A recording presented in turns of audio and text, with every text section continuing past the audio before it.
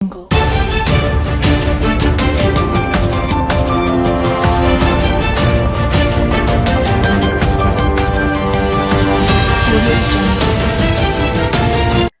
आज तक 24x7 में आपका स्वागत है और मैं हूं आपके साथ साक्षी। अवसर टिकता नहीं है, अच्छे कर्म ही स्वर्ग का मार्ग होते हैं। युवाओं को भक्ति और अध्यात्म में समय लगाने की सलाह दी गई है। कर्ज और फर्ज को अंतर समझाते हुए कहा गया है कि कर्ज चुकाया जा सकता है, लेकिन फर्ज सेवा से ही निभाया जाता है। माता पिता और बेटे के रिश्ते पर मार्मिक प्रसंग सुनाकर समाज को जागरूक किया गया। कथा में रुक्मिणी कृष्ण विवाह का भावपूर्ण वर्णन हुआ और भजनों पर निकली अनोखी बारात ने सभी को आकर्षित कर दिया। साथ ही आयोजक दयाराम पाटीदार की पोती शीतल और कुलदीप पाटीदार ने पंडाल में ही 7 फेरे लेकर विवाह संस्कार पूरे किए। बताते चले आपको, भागवत कथा के छठे दिन रविवार होने से भारी भीड़ रही।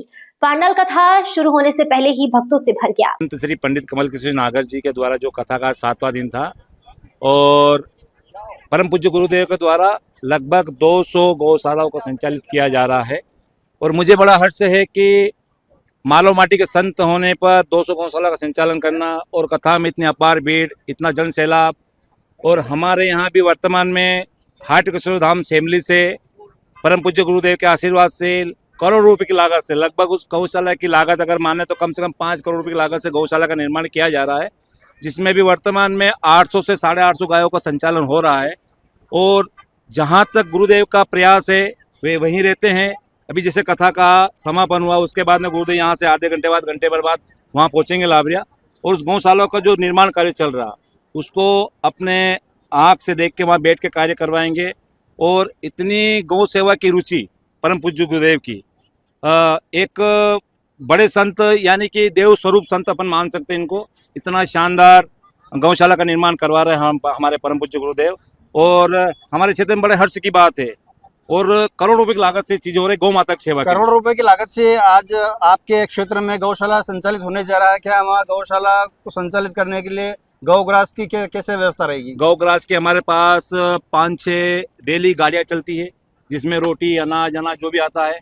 और लाखों टन शुक्ला आज भी हमारे पास स्टॉक है। पूरा गौशाला का संचालन हमारे यहाँ समिति है, हाट किशोर धाम उसका ऊपर से संचालन करता है। और प्रत्येक गौ माता की अगर स्थिति आप देखेंगे तो अपने घर पे भी गाय नहीं, ऐसी गाय है हमारे पास। क्या इसका वाहन खर्च जो भी मेंटेनेंस है वो हाट किशोर धाम से होता है कि आप गांव वाले मिलकर करते हो? हाट किशोर धाम पूरा खर्च करता है। हम लोग कुछ चंदा एकत्रित करके, गौग्रास एकत्रित करके उस कुछ संचालन करने का करते हैं, पर पूरा हमें लेखा जोखा पूरा आया हुआ पूरा हमें हाट किशोर धाम को बताना पड़ता है। आने वाले भविष्य को गौ रक्षा के संबंध में आप क्या कहना चाहेंगे? आने वाले भविष्य में गौ रक्षा को लेकर मैं परम पूज्य गुरुदेव का जो प्रयास है ना, इस प्रयास को मैं एक बहुत ऐतिहासिक सनातन धर्म में इतना बड़ा प्रयास 200 गौशालाओं का संचालन करना। आज गुरुदेव बहुत ही अच्छे तरीके से 200 गौशालाओं का संचालन कर रहे हैं। और इनकी गायें जो संचालन केवल दिखावटी नहीं होती है, स्तर पर अपन जाके तो गाँव की जो गाय की जो रहती है खाने पीने की जो व्यवस्था, आज उनकी गायें की बॉडी लाइन देख के अपन अंदाजा लगा सकते हैं कि संचालन कितना अच्छा हो रहा है। गायें तंदुरुस्त और मस्त रहती है। राजवर्धन सिंह दत्तीगांव, पूर्व विधायक बदनावर। आज कथा को लेकर आप क्या कहना चाहेंगे? अत्यंत सुखद वातावरण है और मैं समझता हूँ कि दयाराम जी के परिवार ने जो सत्कार्य किया है गुरुदेव को यहाँ आमंत्रित करके। आज हम सब ने सुना जिस प्रकार गुरुदेव ने बहुत सारी बातें बहुत सरल तरीके से बताई। मैं तो इतना ही कहना चाहूँगा कि गुरुदेव के श्रीमुख से जो ज्ञान गंगा का प्रवाह अनावरत विगत 5 दिनों से चल रहा है, तो ये अवसर है जो गुरुदेव ने कहा। अवसर जब मनुष्य के जीवन में आता है तो सभी श्रद्धालुओं के लिए और भक्तों के लिए अवसर है कि ना सिर्फ उनके श्रीमुख से जो अमृत वचन और वाणी कथा के माध्यम से हो रही है, ना सिर्फ उसको स्वीकार करें आशीर्वाद के रूप में, उसको आत्मसात भी करें और जीवन पर्यंत उसको अपने कार्यकलापों में ढालें। और जितना भी हम जो उन्होंने कहा 5 भगवान के रूप साक्षात जो हैं, माता पिता का विषय उन्होंने लिया, गौ माता का भी लिया। और जैसे आज के समय में आज की पीढ़ी कहीं ना कहीं ये भूल जाती है कि माता पिता कितना परिश्रम करते हैं उनको किस स्थान पे पहुंचाने के लालन पालन, उनकी शिक्षा, तमाम चीज़ें। तो ये बहुत ही सुखद अवसर है और मैं दयाराम जी को जितना हृदय से धन्यवाद दूं पूरे क्षेत्र की ओर से कम है। आने वाले युवा और बच्चों को आप चैनल के माध्यम से क्या कहना चाहेंगे?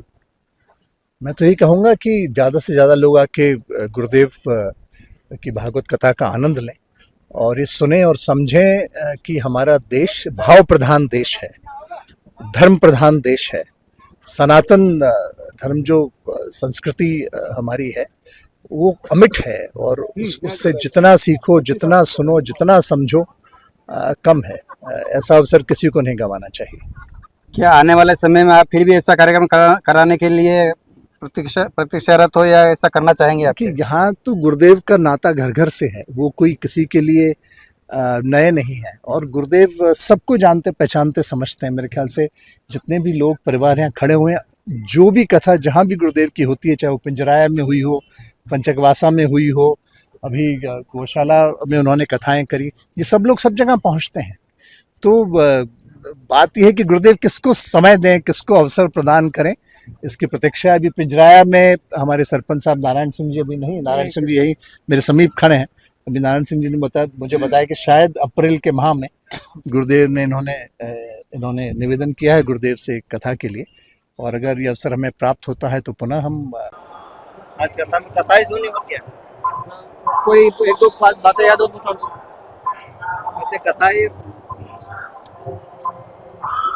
नहीं है। अच्छा, आप कथा सुनने गए तो कितने लोग आपके गांव से आ रहे हैं? हमारे गांव से 500-600 लोग आते हैं डेली। 500-600 लोग डेली आ रहे हैं जी। आप कहाँ से आए हो? आप भी रूपाखेड़ा से। नाम आपका? दीक्षा पाटीदार। कितने दिन से कथा सुनने के लिए आ रहे हैं? 6 दिन से। क्या हासिल किया आपने? क्या कुछ मिला आपको? कथा कैसी लगी? अच्छी लगी। आप आगे चल के रोज कथा सुनने के मतलब आतुर हो क्या? अगली कथा में जाने के इच्छुक हो? और आपके साथ कौन कौन आए? मेरी सारी फ्रेंड मम्मी पापा सब आए। अच्छा, आपको कथा अच्छी लगी? अच्छी लगी। नाम आपका? दीक्षा पाटीदार। रूपा। राजेश चौहान की रिपोर्ट।